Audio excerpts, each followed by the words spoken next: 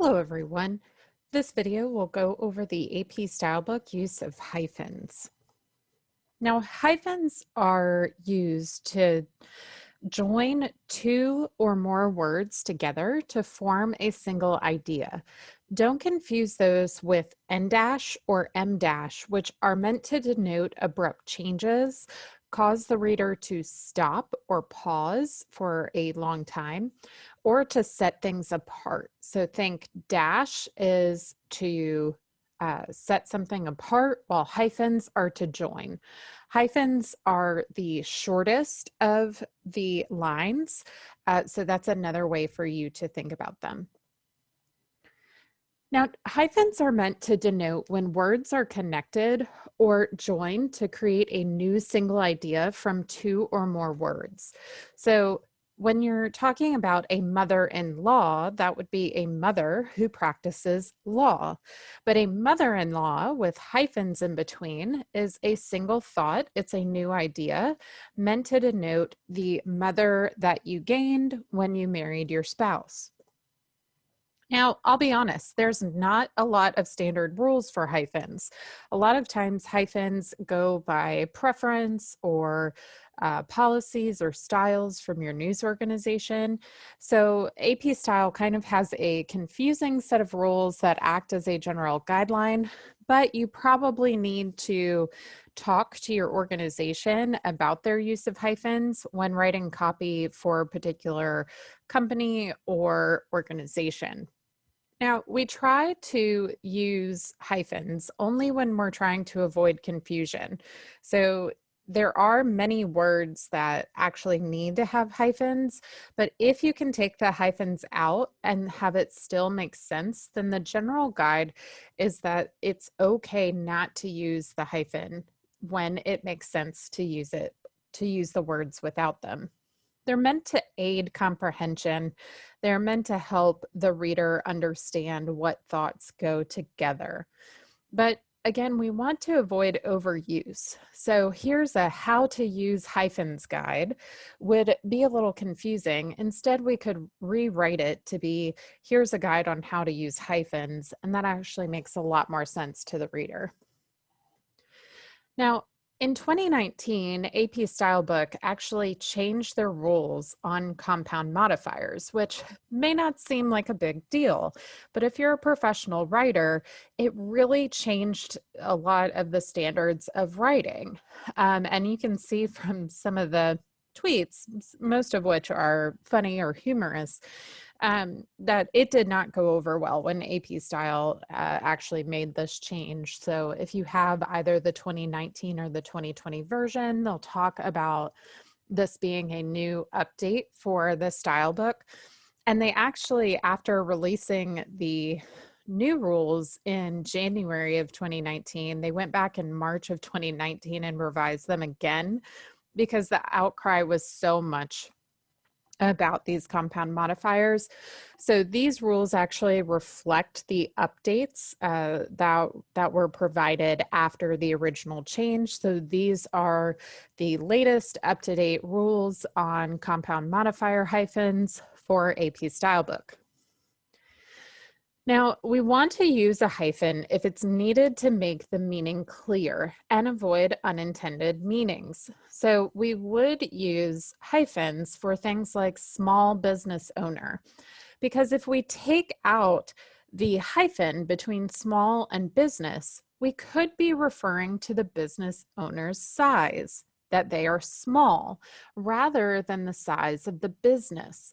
And so that allows us to be very clear with the reader what that modifier is meant to modify. Is it meant to modify the word business, or is it meant to modify the word owner? Same with French-speaking people.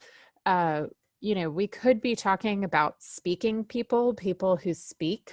And so therefore we say French-speaking people to denote that French is modifying the word speaking. Now, others compound modifiers are really recognized as one word and therefore do not need a hyphen. For instance, email used to be modified because The E was meant to denote electronic. The male was meant to denote male.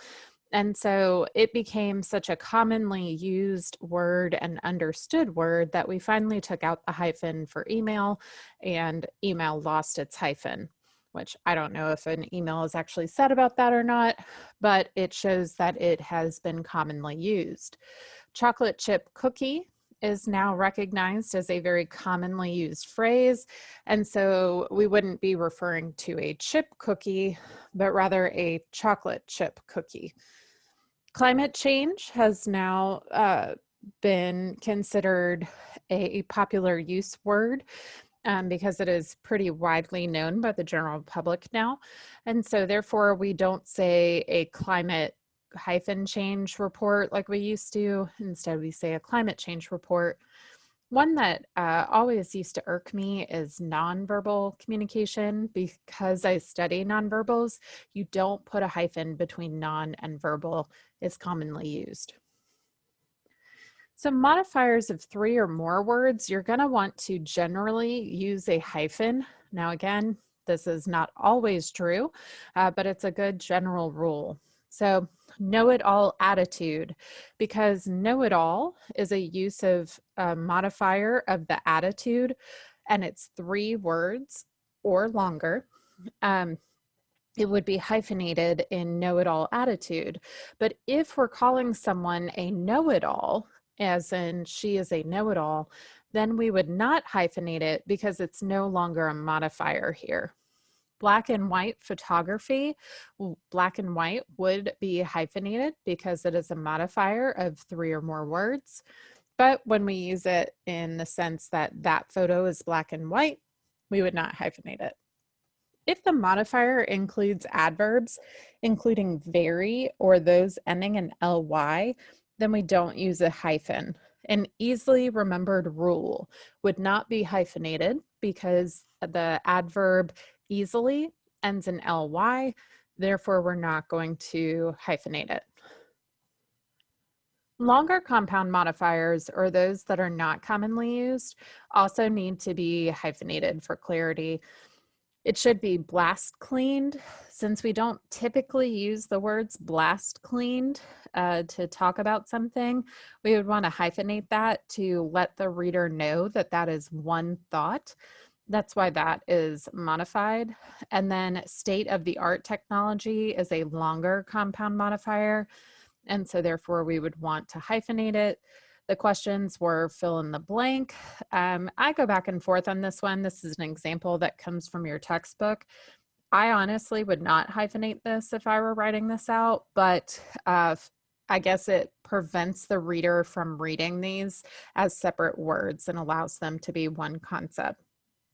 He'll work arm in arm with the director. Again, this kind of links that phrase together so the reader can read it all at once. But it's important that we recognize that we want to avoid nonsensical words, because what you're saying with a hyphen is that those 2 words are being connected. So if you're really making nonsensical words like non-life through a hyphen, that we wouldn't ever say the word non-life. And so you would say non-life threatening instead. So compound modifiers, the general rule after all of the changes in 2019 is that what is the most clear and logical use of the phrase is the one that we go with. So if it is more clear with hyphens, then we want to use it. If there were any question of the use or intent of the word, hyphenated or not, we need to go with the one that is most clear and logical.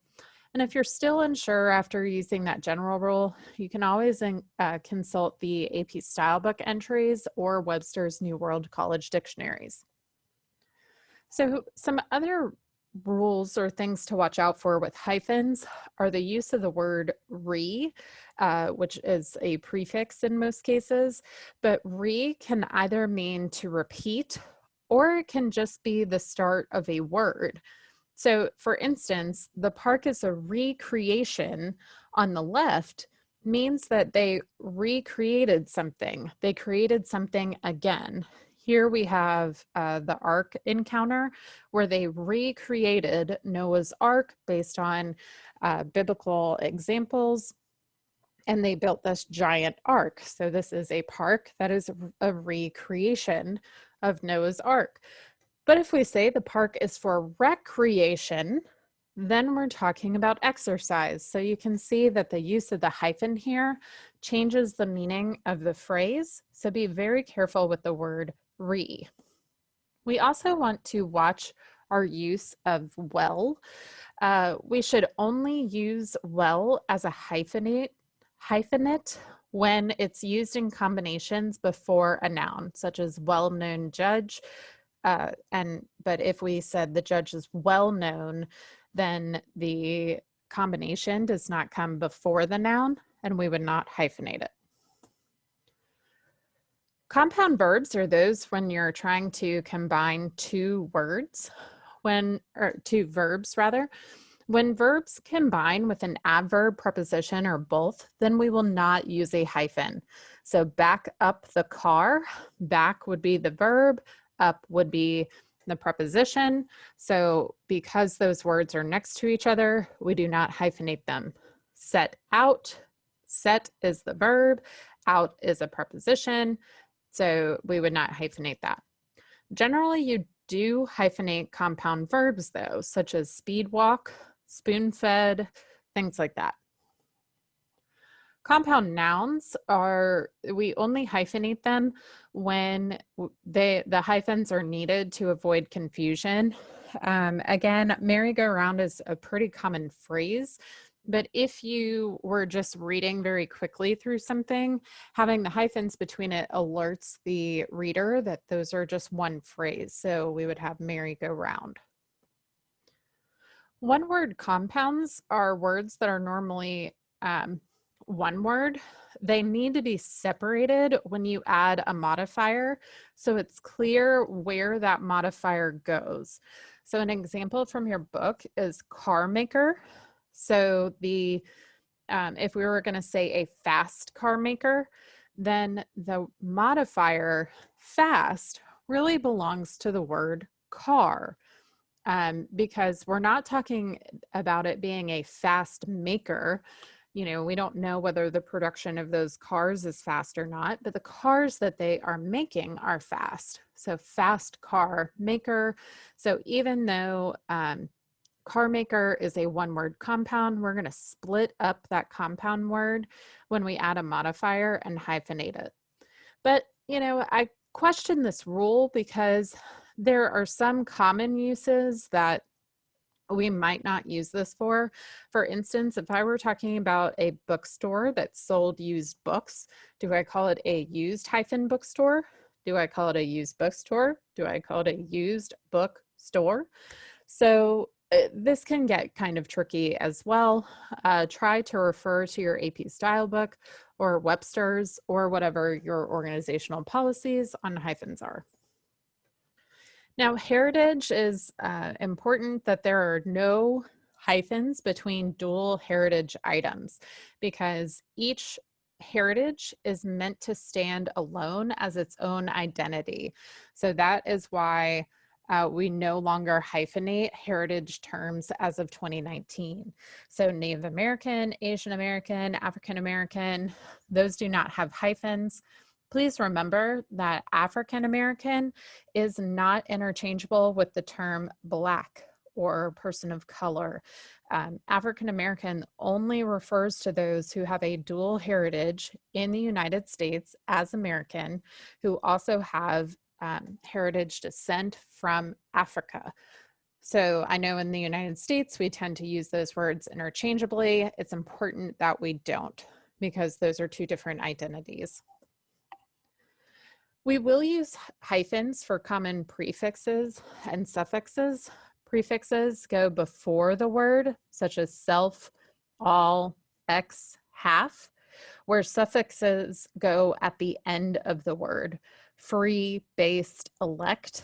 It's also important to note that you would not capitalize the word that comes after, or the You would not capitalize the suffix because it's considered part of one word. You want to avoid duplicated vowels or tripled consonants as much as possible. So anti-intellectual, we have two I's that are right next to each other. We would prefer to rewrite this so that you don't have those vowels duplicated. And then shell-like actually has three L's all next to each other. It's a triple consonant. And so again, we would prefer to rewrite that. If you have a double E combination, do not give it a hyphen. So preemptive, re-elected. Multiple compound modifiers, if they can be easily recognized without hyphens, use only to link the last element. So department store based is actually one modifier, but we can understand what a department store is without linking it. So we're going to not hyphenate department store, but store and based don't make sense without that hyphen. And so we would place it there. Same with vice president. We know that as a term, but managed needs to modify vice president. So here we're linking the back end of those three elements because the front part makes sense by itself, but the back end does not make sense by itself. So again, rephrasing is probably best for most of these to avoid confusion. Suspensive hyphenation are those that use the hyphen to denote that a compound modifier or a noun shares a common word. If those compound modifiers are nouns that share a word or joined by the words and or, you're going to use suspended hyphenations such as 10, 15, or 20-minute intervals. But remember, we're only doing this for those that modify or share a common word. So if I were to say the intervals were 10, 15, or 20 minutes, then we're not hyphenating because they don't share a modified noun because there is no word after minutes. Now, if the compound modifiers or nouns that share a common word are joined by the words to or by, you're going to connect them with hyphens. So 8 by 12 inch pan would all be hyphenated. Meanwhile, the pan is 8 by 12 inches, does not include hyphens because they don't have a shared word on the end. So are all of those hyphen rules clear as mud? Yeah, you're not alone. Hyphens are a confusing and very hotly debated grammar skill within AP Style and other forms of writing. So again, try to defer to the preferences of your news organization. I'm not going to focus a lot on hyphens within our AP homework or AP exams outside of the general rules of practice that you probably need to know. So now that you know a little bit more about the AP Stylebook use of hyphens, make sure you finish your homework by Thursday, October 1st, and read chapter 12 before Thursday as well. It'll be about public relations as a profession.